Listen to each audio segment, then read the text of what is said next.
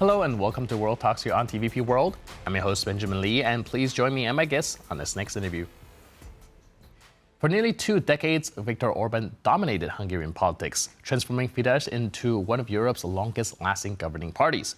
But after a historic defeat in April's election to Péter Magyar and the Tiszt party, the focus has shifted from government to survival. As Fidesz delegates gather to decide the party's future leadership, the outcome could determine whether Hungary's right embraces continuity or renewal. Joining us today on TVP World to discuss the significance of this moment is István Hegedűs, chairman of the Hungarian Europe Society, a political analyst and longtime observer of Hungary's democratic development and party politics. Hello, sir, and welcome to TVP World. Good morning. So, looking at this Fidesz Congress, do you think the outcome can tell us about whether the party is able or willing to renew itself after its political defeat? Yes, Viktor Orbán has almost disappeared since his defeat in April, on 12th of April, at the general elections. So we know little about his intentions, what he is going to do, and whether he can remain the president of the party, which is actually very likely. There is no other challengers at the moment. He might become president of the party once again for another year. And then maybe there might be some changes if Fidesz becomes so unsuccessful as it is today. Fidesz is very unpopular, and Orbán personally is very unpopular in the larger electorate. Whether there will be a renewal, that's the real question, because Orbán himself seems to follow a very extremist right-wing political line, while some others might suggest a more centrist, moderate political performance. And it might contradict to each other. But in general, the public is very much disappointed with Fidesz, and it's the worst situation ever Fidesz has found itself since 1994, when first time Fidesz got a very bad result at elections. Right, like you mentioned, most media publications also said it's quite likely that Orbán remains at the helm, and most of it due to the lack of alternatives at this moment. But if Orbán does indeed stay in the party president position, does that suggest continuity in Fidesz strategy? Do you think the party can still undergo meaningful change under Orbán leadership? No, I think there will be only cosmetic changes. Actually, Orbán has already lost some elections, last time in 2006, and before that 2 more times. And he has become always more radical than before. This time, however, there is almost no more possibility to become more radical. There is also an even more extremist party on the very right-wing side. Fidesz stays very close to that party in our nation at the moment. So he might decide to move to the center, but that would be not really credible in his case, because he went so far ideologically to the extreme right position. It's very unlikely that he can change. He might wait, politics might bring changes just through times. And if the government under Péter Magyar loses some credibility and popularity in a couple of months or in a year or so, Orbán and Fidesz might come back as the only alternative at the moment.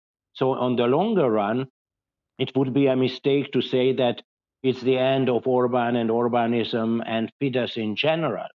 But today, most of the analysts would say that it's probably the end of this story. But we will see, because Orbán is a big fighter and he's very good, especially in power struggles within his own party. He always came up as the #1 leader. He never lost internal fightings.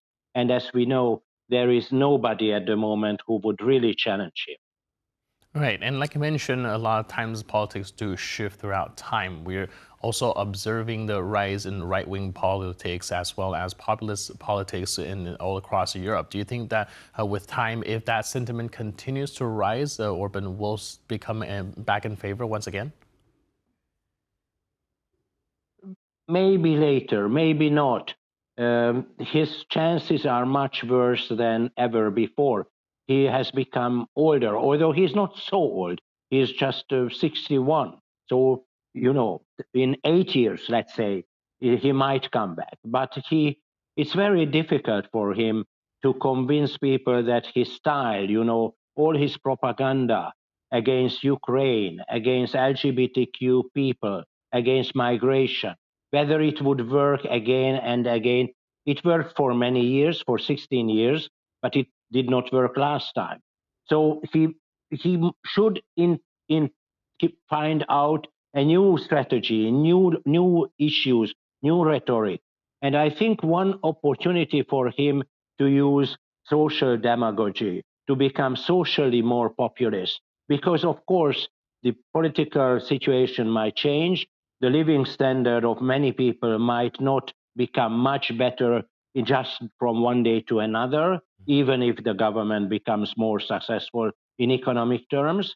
So maybe that there is an opportunity for him to use social demagogy instead of political and ideological messages. But we will see how he decides. He is very ready to go on with his extremist ideas, following the logic of Trump, who was able to come back and using an even more radical rhetoric. We will see. Right, of course, a lot is still left up in the air, but for the time being, like I mentioned, for being in power for 16 years, that's quite a while. Now, what are some of the biggest challenges that Fidesz will be facing as an opposition party for having been in power for so long? There is a sort of tornado by Péter Magyar. Orbán used this expression for Trump 1.5 years ago. But now it's Magyar who dominates the field. Actually, he will have a press conference once again just at 9 o'clock in the morning, arguing that Fidesz is over. And everybody listens to him. And only a very small core of former and current Fidesz supporters really believe in Orbán and in Fidesz. So the current situation is really bad for him because the new prime minister has such a strong dynamism and everything is about him right now. So it's very hard to speak up, to show that his 16 years long rule brought any good for Hungary because of this dominance by Péter Magyar in Hungarian politics. The media empire, which was run by Fidesz loyalists, has collapsed recently. There are new laws introduced by the new government and will be approved by the parliament, which might change the media landscape very soon. So it has already changed. And many other issues. It's a very defensive situation, and it's hard to believe now that it can be changed very fast.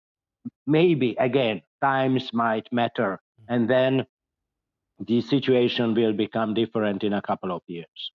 Right, and like you mentioned, Fidesz party spent 16 years building a whole infrastructure behind it. The new Prime Minister Péter Magyar, after coming in, has been targeting these infrastructure, for example, dismantling the media under Fidesz and also like some of the politicians as well. Do you think that this effort will come into fruition? Do you think this is going to be a big enough blow to the Fidesz party to dismantle it or at least cut it down to size? Yes, it's the open question whether Magyar's strategy and dynamism can end up in a situation when Fidesz loyalists, including the President of the Republic, judges in the Constitutional Court, members of the Media Council, the head of the Prosecutor's Office, and so on, might all lose their positions because Magyar has a two-thirds majority in the parliament. So he can even change the constitution. And then it's not only about the media power, what Orbán has created in the last 1.5 decades, but it's also about all sorts of positions everywhere in the cultural sphere, in the economy, where he has oligarchs everywhere who has become very rich. And corruption was, of course, the number one issue in the election campaign. If everything collapses, and now it seems to be that almost everything has already collapsed, then Orbán will not have any background to rebuild his political infrastructure and to come back so easily. Now, taking a step back and looking at the bigger picture across the region, do you think that this will have implications if the reorganization of the Fidesz party could be observed by other Central and Eastern Europe countries, or particularly for other nationalist and populist parties to take a lesson from? Maybe. Of course, it's a very unique story how an extra parliamentarian force was able to create itself and then to win elections in just 2 years without any previous history. So you cannot really copy-paste what happened in Hungary, and it might be very different for populist illiberal parties in other countries, what they have to look at, what dangers they might have.